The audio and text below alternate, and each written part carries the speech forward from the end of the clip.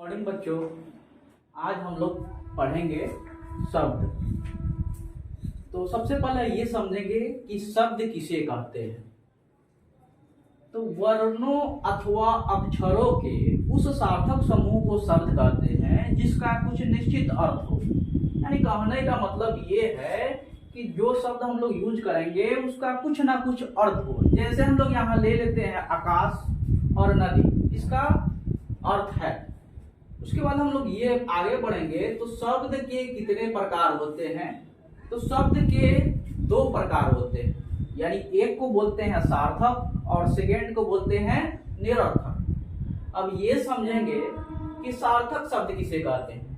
तो जिन शब्दों के कुछ अर्थ होते हैं उन्हें हम लोग सार्थक शब्द कहते हैं। यानी कहने का मतलब ये है कि जो शब्द हम लोग यूज करेंगे उसका कुछ ना कुछ अर्थ हो, उसे हम लोग क्या बोलेंगे जी, सार्थक शब्द। जैसे हम लोग ले लेते हैं सड़क, कमल, घर इत्यादि। उसके बाद सेकेंड हम लोग ये पढ़ेंगे कि निरर्थक, यानी निरर्थक शब्द किसे कहेंगे। तो जिन शब्दों का कुछ अर्थ नहीं होता है उसे हम लोग निरर्थक शब्द कहते हैं। यानी कहने का मतलब ये रहा कि हम लोग निरर्थक शब्द उसे कहेंगे जिसका कोई अर्थ ना हो। जैसे हम लोग कमल को उलट के लमक कर दिए हैं, यानी लमक का कोई अर्थ नहीं होता है। उसके बाद हम लोग आगे बढ़ेंगे तो व्युत्पत्ति या रचना के दृष्टि से शब्द के कितने प्रकार होते हैं।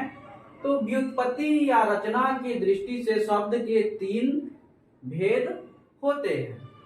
एक को बोलते हैं रूढ़, सेकेंड को बोलते हैं यौगिक और थर्ड को बोलते हैं यौगरूढ़।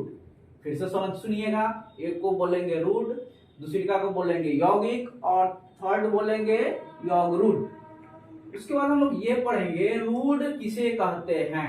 तो ऐसे शब्द जिनका कोई भी खंड सार्थक नहीं होता है और जो परंपरा से किसी अर्थ में प्रयुक्त होते चले आ रहे हैं। जैसे हम लोग लोटा ले लेते हैं, पानी ले लेते हैं, घर ले लेते हैं। यानी लोटा पुराने जमाने से चलते आ रहा है और लोटा को अगर हम अलग करेंगे तो लो और टा, अगर दोनों को अलग करते हैं तो लो का कोई अर्थ नहीं निकलेगा और टा का कोई अर्थ नहीं होगा। यानी इसका अगर खंड करेंगे तो कोई अर्थ नहीं निकलेगा।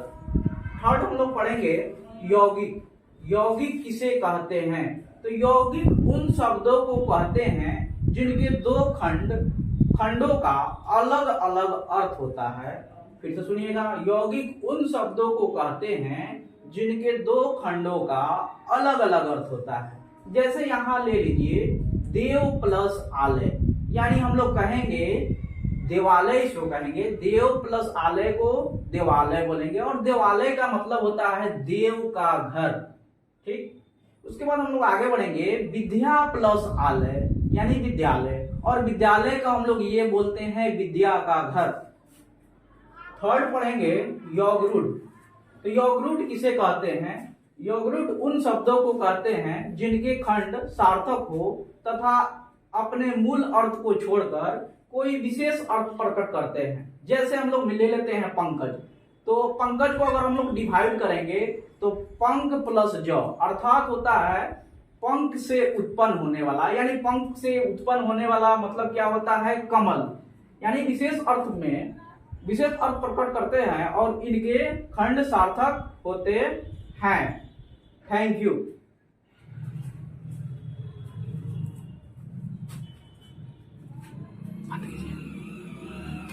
ऊपर वाला